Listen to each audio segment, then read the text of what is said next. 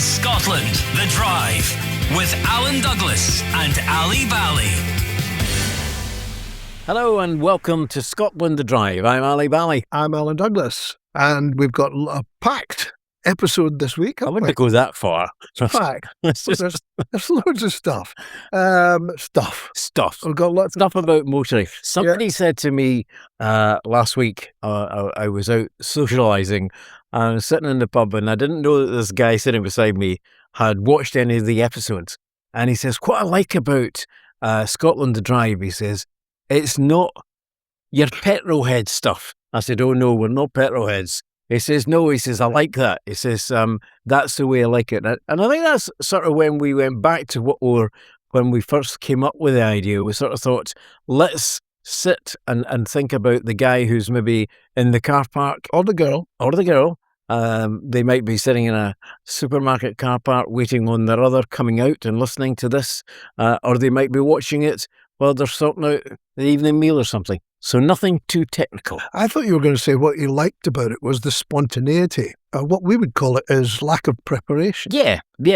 And surprised that we've been getting away with it for 20 episodes. But in all seriousness, thank you very much indeed for those who have commented on the by email or any other way. It's really nice to know that we're getting that response. And please do tell us anything you think or indeed you'd like us to discuss.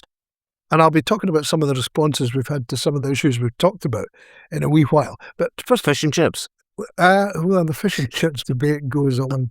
My God. Oh, unbelievable. You start, honestly. The stuff's still coming in. I know. Well, I found the most expensive fish and chips. Yeah. I've got an idea for another podcast. What? A mixture of motoring and food and drink. Oh, yeah. Right, okay. That would be quite good. Yeah.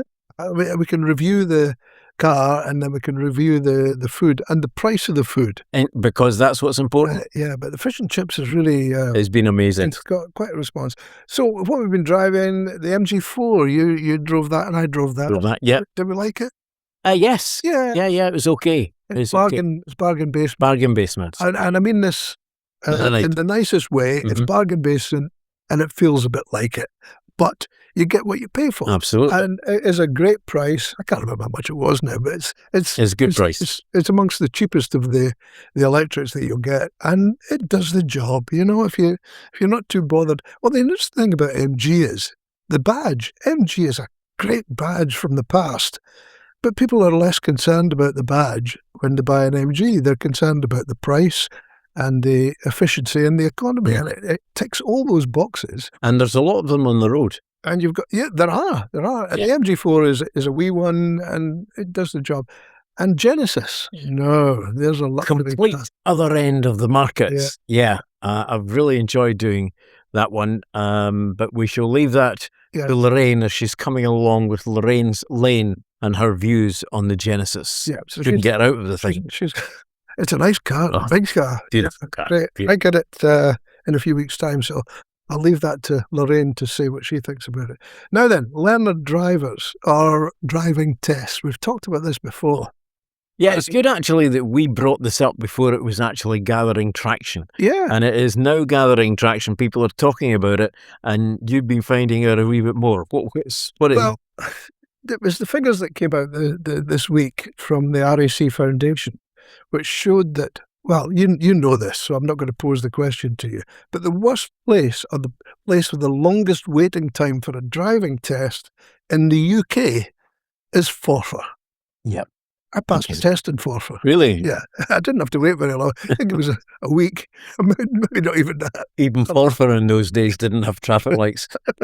That was, you had to pass your test on the horse and cart first before you could get behind the wheel of a car. Anyway, the worst place in Britain for the length of time you have to wait for your test is Forfar, followed by Calendar and Arbroath. And Forfar, the average waiting time is 29.7 weeks, nearly 7 months. And Calendar, 27.7 weeks. Arbroath, 27 weeks. Scottish test centres occupy 6 of the top 9 worst centres for wait times. Even Edinburgh and Glasgow are among those where the backlog averaged 17.3 weeks, which is a long time. So I spoke to the DVSA. I thought, I've got to follow this up. So I invited them to supply someone who could come on to the podcast to talk about it, to explain why there's such a long delay and why those three towns, and Scotland generally, is much further behind than the rest of the country. Sorry, they said, we can't supply a spokesman. They'll be available. They're all testing. Yeah, but we'll send you a statement. So I got a statement, and I'll cut it down. I'll edit it as much as I can. A DVSA spokesperson said, DVSA is working hard to improve and maintain its testing capacity across the whole of Great Britain, and our latest data shows the median waiting time for Scotland was 14.4 weeks. 14.4. Tell the people in Forfar, 29.7. Anyway, that's what she said, or that's what the spokesperson said. To manage capacity in some areas, and this is the bit I didn't quite understand, DVSA uses a book-to-hold system, whatever that means. This allows us to effectively manage demand and deploy resources in the right areas to support local learner drivers. Due to the way tests are booked, this can cause median waiting times to fluctuate more than at test centres where driving examiners are permanently based on site. So in other words, you have test centres where there are permanent examiners, and you've got other ones where they move people around. And because of that, the waiting times can extend. It still doesn't explain why Scotland's worse off. But yeah, they go into more detail. Median waiting time in Scotland, 14.4 weeks. Weeks until 10% or more of weekly appointments are still available to book. In Scotland, 21.6 weeks. So, and yet remember the guy that we met down at the Toyota Centre who looked at those statistics and discovered that, was it Dundee? It was Dundee. Dundee had the shortest time, so he applied to Dundee and came up by train for his driving test from here, from Dundee. His DVSA say they conducted 278,124, more than 250,000 more tests between June 25 and June 26 than over the same period the previous year. So they conducted more than 250,000 more tests. And in June 2026, the driving test pass rate increased to 51.5%. The current pass rate is the highest in over 4 years. So people are passing, and they've increased the number of tests that are being conducted, but it seems to be making little impact on the waiting times, particularly in Scotland. So I did try to get some answers on why Scotland was so... why the delay in Scotland was so long. And it seems that it's a lack of centres where there are permanent driving examiners. But that doesn't explain Glasgow and Edinburgh, where it's high as well. So, well, we did remember the last time. I'm not really very much further forward. When we did look at it the last time, we did think that the salaries that these examiners were being paid for the hours that were working was particularly low. 30,000 or something. Yeah, it wasn't what it should be. I would have thought. Well, actually, it wasn't going to attract them. The DVSA did say they were providing bonuses. I can't see it. There's something about they're providing bonuses to try and speed things up. We're providing an exceptional payment to existing eligible examiners to help retain this vital resource. So that seems to be, if people are thinking of leaving. They're paying them to stay on. So, okay, they are working on it, but it's slow progress. If you have a thought on that, or indeed an experience you'd like to share with us on sitting the driving test, or indeed if you're an examiner, we'd love to hear from you, as getting somebody to speak officially is obviously a bit of a test there, as we found out. Our email address is scotlandthedrive@gmail.com. Love to hear from you. We've been getting some other response. Do you remember the thing? Was it last time I spoke about traffic cones? I reckon the authorities were using our roads to store the traffic cones because it was going to be so expensive to keep them in warehouses. They'll just park them beside the road, even though they're doing any roadworks. So I got some interesting comments. I think this was on Facebook, or it might have been an email from Robert Halliburton, he said it seems to save money. They leave the cones in place for the longest time they can get away with, rather than placing them on and off as required. That's what I said. However, the cost of this is passed on to those who get delayed, late taco breaks, late deliveries, missed appointments, missed flights, but that seems to be okay. I read that somewhere in Europe, the companies get fined for having cones longer than actually required. So, we should maybe take some lessons from Europe. And Davy Reynolds said, if the Roads Authority were governed by oversight and were fined for every day that cones were out unnecessarily with no work being done within a mile of the Conage, that's a good word. Yes, we can use that to also include statues wearing them. I guarantee they'd be removed or moved to the roadside at the end of the working day. I had several run-ins with the coning firms back in uniform days. Oh, I think he's an expert. All right, yeah. For lazy conage. I like that. Lazy conage. That's when you don't take your cones away. Well, that came to mind with me over the couple of days ago, but it's happened twice or three times. Coming up from Glasgow, you come through obviously Dunblane, the section between Green Loaning and Auchterarder, where you cut off to Gleneagles, just where the Shell station is. The cones start way down at Green Loaning and they continue for ages. And I just thought to myself, 20 minutes, I think a couple of days ago, 20 minutes I sat in the long delay because you're having to go into one lane whilst this is all coned off as they're tarring the pavement. Not a lot of pedestrians, I think, are on that particular part of the road. But anyway, it has to be done. But does it have to be done in the middle of summer with tourists, with caravans, it was the big motorhomes? Everybody is just sitting there. And it was really annoying. And I thought, yes, okay, the work needs to be done. But after 4 o'clock, the cones are still there.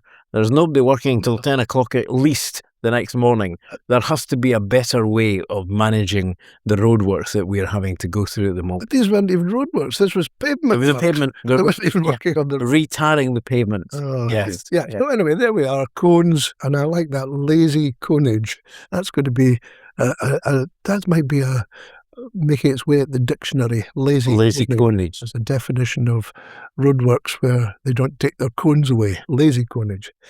So Lorraine's been out. She has. Lorraine's Lane returned. She's been in the Genesis, so we asked her this morning to do a quick report for us, and here she is. Scotland the Drive. Lorraine's Lane. In Lorraine's Lane, this edition is the Genesis Electrified G80, a very upmarket luxury saloon on offer from the Korean manufacturer. Launched way back in 2023 now, it's probably fair to say that you don't see many of them around our roads, for a reason that I just can't put my finger on, really. If I was in the market for a wedding car or a chauffeur-driven car, then it would be the top of my list. Yes, there are some lovely rivals available from the likes of BMW, Audi and Mercedes, but style-wise, the G80 is simply beautifully elegant inside and out. Now in 2026, it's been updated, which means there's a larger battery and therefore improved range as well. It states an impressive 350 miles, but as is normal, it very much depends on driving conditions and use of all its features. It now charges, though, from 10 to 80% in around about 25 minutes, which is really pretty good. I defy anyone to look at the Genesis G80 without pure admiration.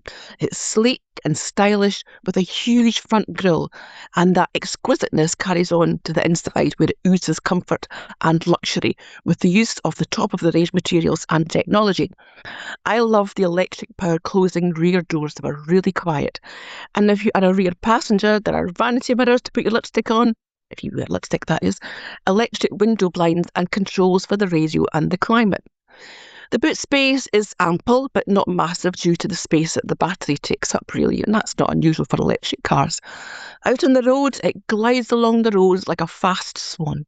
0 to 62 in just over 5 seconds, so it has the performance if you need it. An effortless drive for driver and passengers alike. When Genesis first arrived in the UK, the only way to buy one was online or to go to a studio, Edinburgh being our nearest one, but now they have decided that traditional dealerships may be the way to go. I agree. I'm sure that if people can drive by and see their fabulous product, sales would increase. Another benefit is the 5-year warranty, compared to some German who's only offered 3 years. Prices start for this Genesis G80 at £75,000. The all-singing, all-dancing model we had comes in at around about £84,000. Pricey, but a lot of car for your money. It's beautiful. It's fair to say I do like all Genesis.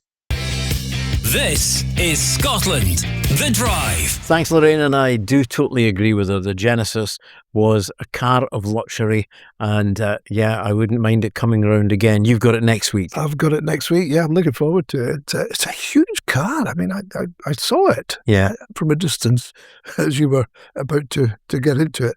It's a huge car. It looks great, so I'm looking forward to driving. And it draws attention, and it's drawing attention because it's a good-looking vehicle, where we're getting a lot of cars at the moment coming in from the Chinese market in particular that look the same. Mm-hmm. So when you get something that stands out like the Genesis, it really was good. So, I've said this before, you think it's people looking at a car, it's people looking at you. Absolutely. There's that Ally Bally. And I consider myself, when I look at, they're looking at me.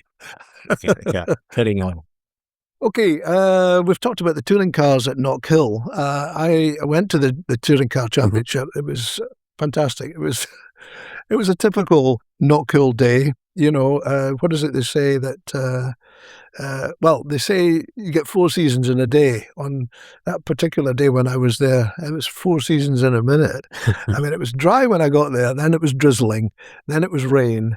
Then it was drizzling, then it was dry, then it was nice, and by the end of the day, it was glorious sunshine. Right. But honestly, the drivers had to cope with everything. I was watching the first race, which was in drizzle, and it was terrible. I mean, I could barely see the cars. Mm-hmm. So, God knows what it was like when you're driving with the spray. Anyway, it was good. It was good fun, and it was success for Jason Plato, former touring car driver, who now has his own team. He's a character, and we've talked about him before. I think we talked about him with Gordon Shedden, didn't we? He is a character, and he's well known in the touring car business. Anyway, he had success with his first race, where he got first and second with his cars, their first podium finishes at any touring car round. So anyway, I tracked him down. I managed to get him. He was a busy guy that day. No easy thing to do. No, to get Jason to speak to a microphone. He has a reputation, but I thought, well, I'll grab the bull by the horns, see if he'll talk to Scotland the Drive, and he agreed. So I tracked him down, and he's no stranger to Knockhill, so I got him to talk about Knockhill and also his success. But I also tracked down the new Scottish driver in touring cars, Lewis Gilbert, 22 years old, from Dalry in North Ayrshire. So tracked them both down and had a chat with them. This is Scotland, the Drive, with Alan Douglas and Ally Bally. So Jason Plato, welcome to Knockhill. A great result there, first place and second place. That's what you're looking for, isn't it? That's the holy grail, is 1-2. I mean, very pleased, really, so proud of the team, actually. I'm only a very small part of it. All right, it's my name above the door, and it was my dream, but, the guys are the ones who execute everything. And, we've slowly been chipping out away at it. Our design philosophy of this AMG Mercedes A-Class Saloon, it's very different to all the other cars. It's taken us a little bit of time to truly understand what makes it tick. We've worked really hard on things like damping, and the other interesting thing is now we're getting genuine correlation between all of our simulation bits of software, where prior to each race, in fact, the computers are now at base on our Asus. Really high-powered supercomputers are running night and day, crunching numbers, simulation, all the simulation stuff done in the virtual world about where we're going to be at Donington. And for the first time this year, prior to coming to Knockhill, We've seen true correlation between what happens in reality and what happens in the virtual world. And we're pretty close now. So now we've got the car where we want it. It's in the sweet spot. We've got to keep it there. And so far this weekend, all the changes which have been made between both cars have been really small, detailed changes. And that's the key, that's the art to it. So let me ask you about Knockhill. You've been here a few times as a competitor. You've been on the track quite a few times. What's it like coming here as a team manager, a team owner? But you know, I always love coming up to Knockhill. For some strange reason, even though, you know, myself and Gordon Shedden, who is obviously a proper jock, we've had some, you know, ding-dongs and fierce rivalry over the years, but I've always had a really big fan base up here, which is great. And there's a, you know, very loyal, knowledgeable crowd up here. The circuit needs no introduction. It's a wonderful place. It's a circuit where you need real aggression as a driver, but also you need to be incredibly precise and have you know, real feel, a gentle feel, but you're being aggressive. Because it's very tight, isn't it? Very narrow circuit. It is tight, it's narrow, it's bumpy, the curbs are aggressive, but you've got to use the curbs. And, you know, there's lots of up and downs, there's all sorts going on. So, I love the place. In fact, I didn't get an answer because the network wasn't as good as I was hoping this morning, but I asked AI, so I had my girlfriend in the car, it's the first time she's come up here. Asked AI, I didn't get an answer actually, how many BTCC races I've won over the years up here. I'm not sure, but it's quite a few. So, you know, whilst these aren't two of my wins, it's two new sorts of wins. You know, to win yesterday, to stick it on pole with Adam Morgan. Adam won the race to pole, and we converted the race for 1-2. So yeah, wonderful times yet again coming up the north of the border. I know you push for time, but do you feel frustrated? I mean, would you rather be out on the track or rather here? Oh, those days are gone. Although when it started to rain, I wanted to put my boots on and get stuck in. When it started to rain, I thought that's the last thing you'd want to do. No, I love it in the wet. It's a great leveller. It's a great equipment leveller. And there's certainly plenty of it here.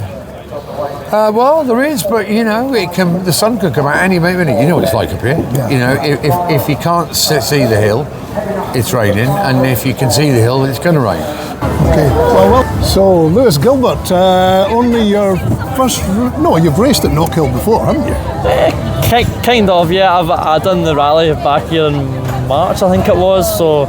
Yeah, a little bit familiar with the track, but obviously a very different beast now with the touring car. But yeah, glad to be here racing.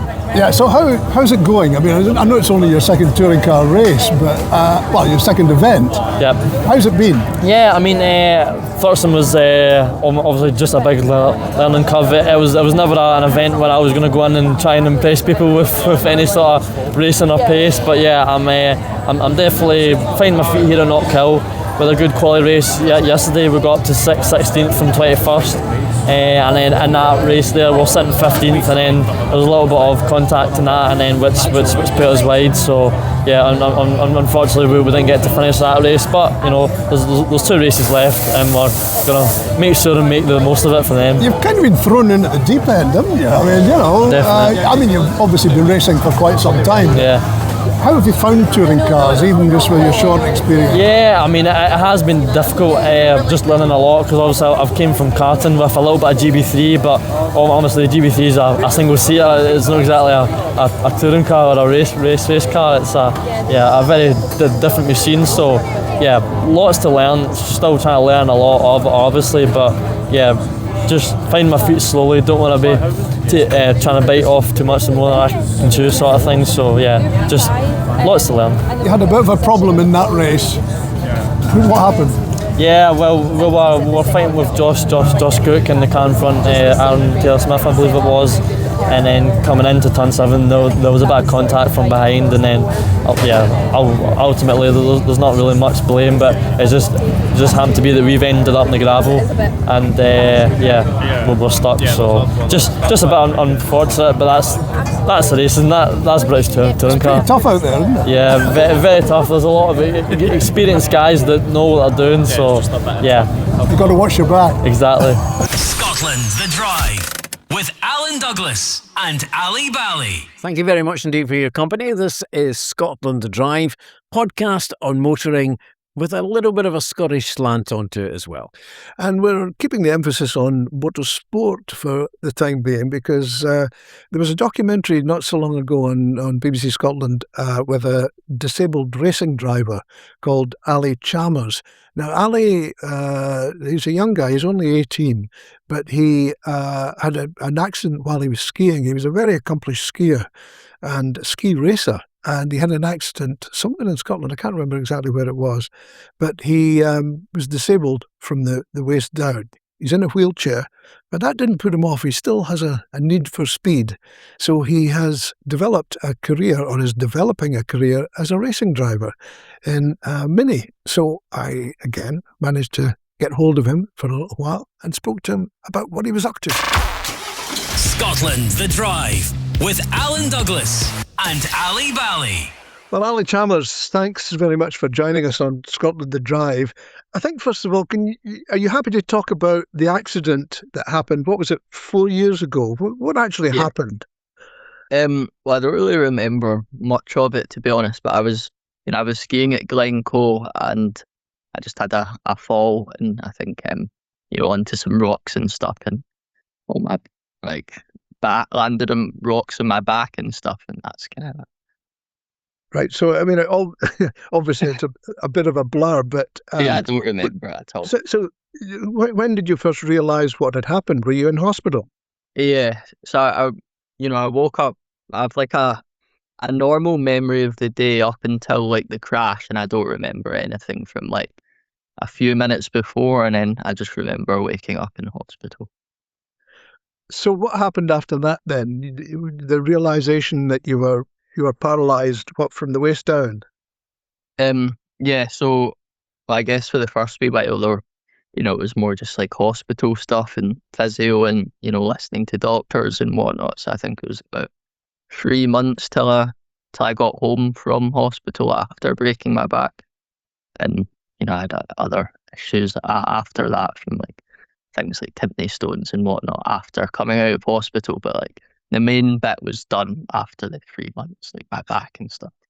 So how did you make the leap from there, from being a ski racer to motorsport? I mean, I know it's all about speed, but it's a different discipline completely, isn't it? I don't know. I guess I kind of got lucky in a way with just the way everything kind of fell into place with finding Motability and then Scott from Minimax and stuff to help me out with everything and stuff. So to be honest, I'm not exactly sure how it all happened, to be honest. It just kind of did, and we got sponsorship and loads of people saying, oh well, we're willing to try help you out and stuff. But did you have an interest in motorsport before the accident? Well, I'd say yeah, but not beyond I always liked cars and racing and everything, running, bikes, anything really possible. So it wasn't really a serious thought I had, but then after I broke my back in hospital, I found out about the Motability scheme in Team Brit and all that, and that was kind of when I got really interested in it all, when I realised I could actually do it. So it was, you saw the potential of it rather than anything else. You hadn't had any experience of motorsport, but you just saw the potential that you could indulge in speed, if you like, with your disability. Yes, I saw it was completely, possible. I'd done a go-karting and stuff before, and just at friends' birthday parties and whatnot, but nothing serious, So how difficult was it to get the car? I mean, you mentioned Minimax and Motability. They obviously helped you, but how much adaptation has the car required? So the car, it's not what I think, you'd maybe want to speak to Scott, the guy that, and BWIC and stuff, who did all the adaptations to the car, because I don't really know, because all the ins and outs of the wiring and stuff, because I think that's the real issue, is getting the gearbox from a different car to work with, all the basic stuff in the car, like the lights and the fan and stuff for them to still work when you click the button from a different gearbox. I wouldn't really know exactly how tricky it's been, but there's lots done. It's all been changed completely. And yeah, but from your point of view, in simple terms, there are no pedals. It's all hand controls on the steering wheel, is it? So the pedals are still there if you want to get in it as normal. It's just I don't use them at all. Right. So if you wanted to, if you were to get in the car and you wanted to drive it as normal, you'd just get in and start it up and it would go as normal. But if you want to drive it in the hand controls, there's like a small button you need to click that switches it over. Right, and then you've got what, accelerator, brake. Yes. What else have you got on the steering wheel? So there's an accelerator in the steering wheel, and there's up gear and down gear in the steering wheel, and then there's just a mechanical brake. Right. So, I mean, you make it sound very simple. It sounds, there's a lot to take in. There's a lot to do on the steering wheel. I mean, apart from the steering, you've got all these other controls at the same time. Is that, how difficult was it to get used to it? When I first got in the car, it was a bit, well, how are we going to do this kind of thing? Because, with so the up gear is on the right side of the steering wheel, and the brake is also kind of in the right side of the car. So I brake with my right hand and then go down gears and steer with the left. So that's kind of just what I've had to get used to doing every time. Had you driven a car before the accident? I mean, you were only 14, but had you driven a car? No, so I hadn't driven my car, so I passed my test when I was 16. You passed your test when you were 16? Yeah. What, a driving test? Yeah, so if you have I wouldn't know the exact, parameters to qualify for it, but I know I qualified for it as to drive at 16 with some sort of disability or whatnot. You can learn at 16. Right. So the racing then, let's look at the racing. How has it worked out? I mean, I think you had a few false starts, if I can call it that, but you've got the swing of it a bit more, haven't you? Yeah, I'm getting more used to everything, and I've had a few races this year now, and most of them have gone all right. I've had one that's not been so good, but the others I've been quite happy with, and it's more just about getting faster and faster for the Mini Cooper Cup next year. Oh well, that's good. But do you find that, I probably know the answer to this, do other drivers make any concessions? I wish it doesn't seem so. I don't get a head start or anything, unfortunately. So, no. They don't make any allowances for you.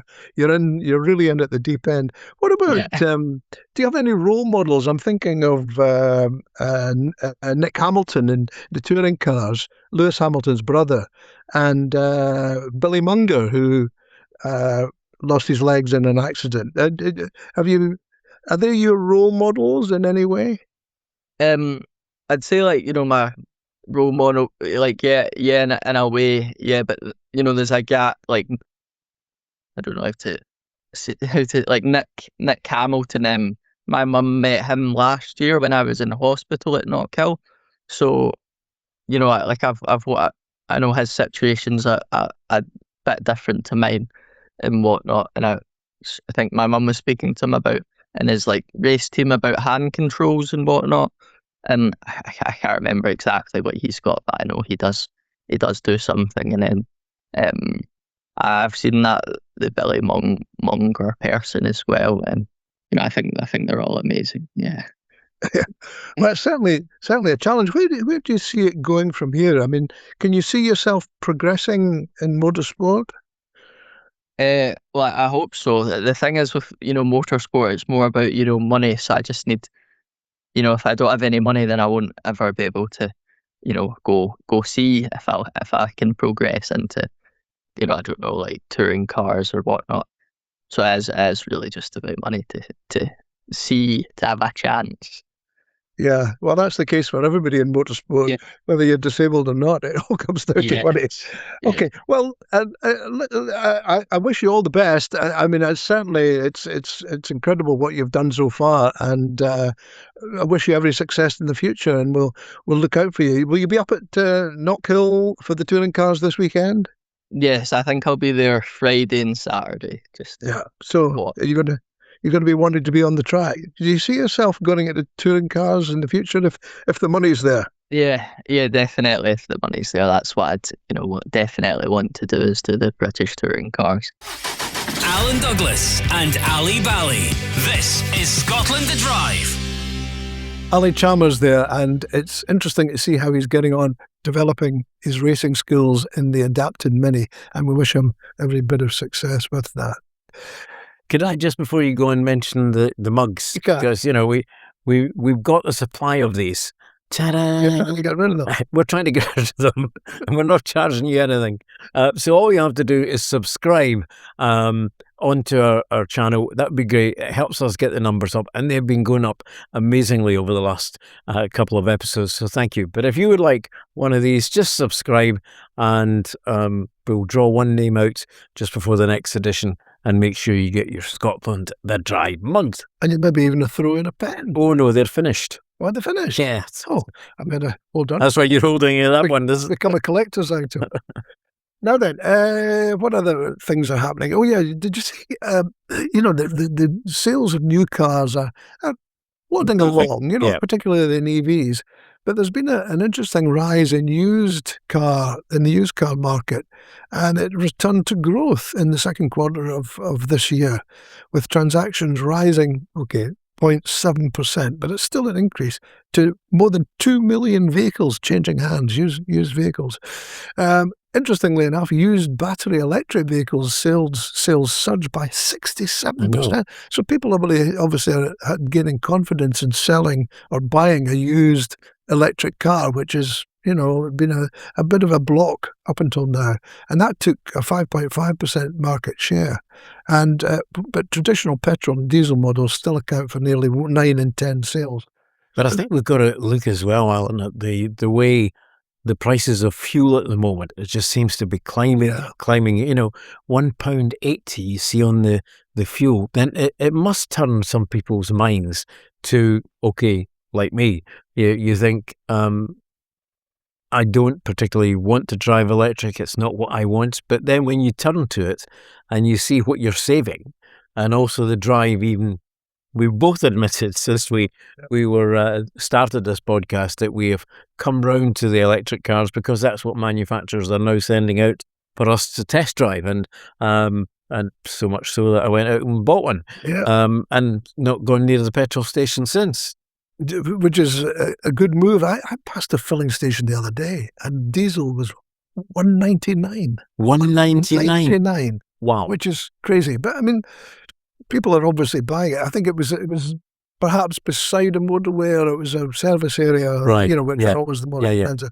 So it's not surprising that people are looking at electric cars, but it's interesting that people are now looking at second-hand electric cars and buying hopefully with confidence, because they are pretty good, and the batteries do come with a good length of time of guarantee. So that's what's happening. But it was interesting, the top 10 best-selling used cars. Okay, I'm not going to show you the list. Right, top 10. What was number one best-selling used car? Used car. Oh, it's so easy. Go on. No, it can't be a J-Coupe, because that's not. No. Ford Fiesta. Still there. 73,000, more than 73,000, and followed by Ford Focus. No, that was number four. Go on then. The Vauxhall Corsa. Right, okay. Golf, Focus, Polo, Mini, BMW 3 Series, Vauxhall Astra, and Audi A3 as the best-selling used cars. The top colours, black, grey and white. That's because that's what the colours are. You're buying a second-hand car, you can't say, actually, I like a different colour. Colour, please. Take in the colour that's coming in. More feedback? Yes, this is an interesting one. Yeah, pavement parking, not pavement parking, pavement charging. Remember we talked about it. Somebody had written to me saying they were thinking about getting an electric car, but they want to put this is in Dundee, they want to put a cable out and dig a channel, and Dundee told them he can't do it. So we got an interesting response, and we were critical of this, saying, this is not fair. People are, want to buy electric cars. They don't necessarily have space, a drive or whatever. Mm-hmm. Maybe they're in a flat or a tenement flat or a house with no garden, and they need to put the cable out. We got a response from, who was it now? It was Councillor Lynn Short. I think you know her, do you? Well, I know of her. All right, you know of her. She's a councillor for Dundee City Council. Because we criticised Dundee City Council for taking a blinkered view towards this and not allowing people to dig a channel to put a cable in.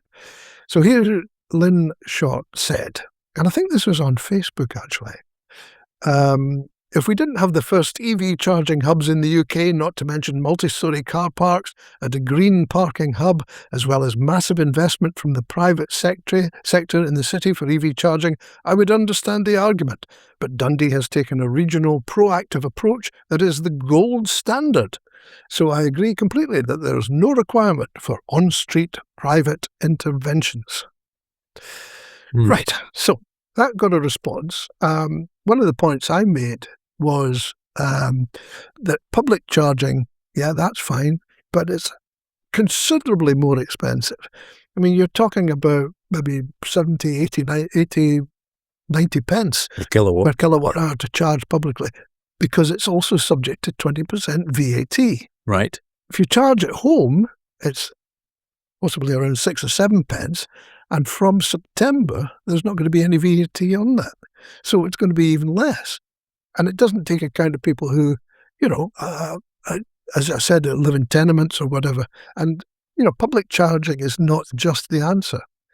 So anyway, who was it? James Dundee. This is an email. I won't give his email address, but I've only got his name as James. I personally think this is ridiculous and so out of touch of Lynn Short. Dundee Council promotes themselves as being green and encouraging EV charging. The people likely to need buried EV chargers in front of their houses are likely to be poorer people living in flats with no access to a driveway. Well, I don't necessarily agree with that, but if you are in a flat with no access to a driveway, it's a problem. Lynn Short really thinks that people should be charging 57 pence a kilowatt hour to these people to use an electric car versus potentially as low as 4 pence for charging at home. How out of touch is she in her privileged job? Yeah, I know.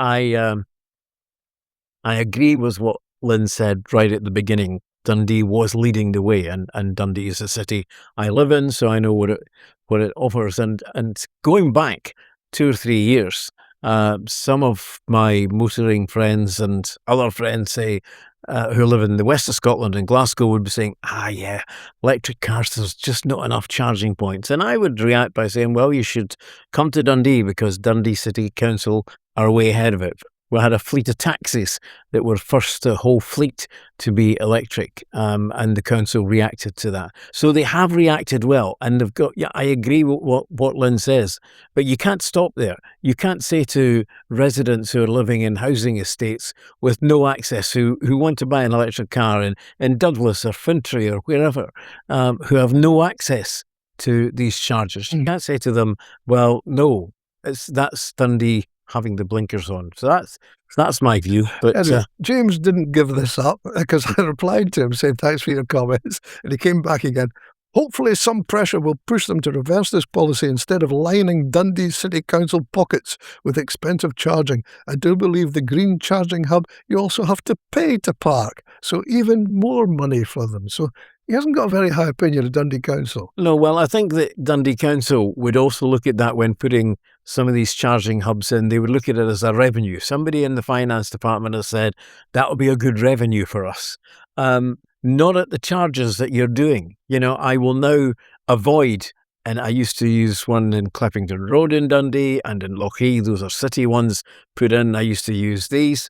I now avoid them because they're too expensive compared to other companies who you can go and charge and you get 55 pence if that's what you're looking for. That's about the best price that I've found. Other ones, council ones, are in 70, 80 pence. So I think they really need to look at this, or these machines that they have put in and who were first to put in will be sitting rather empty. Apart from council vans, some of the charging areas you can't get into because they're blocked off by council vans getting charged up. Can you do that through the night, please? So if you've got any thoughts on public charging in your particular area, and whether your council, whether you've asked your council if you can lay a cable, dig a channel and lay a cable across your pavement or the pavement outside your house. I mean, the other element, of course, is even if you dig this channel, you put your cable in, you're not guaranteed that you're going to be able to park your car where you want to charge it. So there are lots of issues here, and I think these are issues that are going to develop as more and more EV ownership expands. But it'd be interesting to see what people think about their own particular area. We talked about Dundee because Dundee were saying they were leading the way in the EV revolution. But at the same time, they're taking 2 steps forward and 1 step back. So we'll see what happens. Let's hear from you. Yeah. So that's about it for this edition. Let me just do the email address again, just in case you would like to get in touch. scotlandthedrive@gmail.com. And we'll be back in a couple of weeks. Indeed. With another edition. And it'll be a surprise what's in it because we haven't. We don't know. It's a couple of weeks away. So, and also we'll be bringing back our My First Drive feature with different guests. We've got a whole load of new guests all lined up. So we'll be doing that on the next one. So join us next time. Safe driving. Bye-bye. Bye. Scotland The Drive with Alan Douglas and Ally Bally.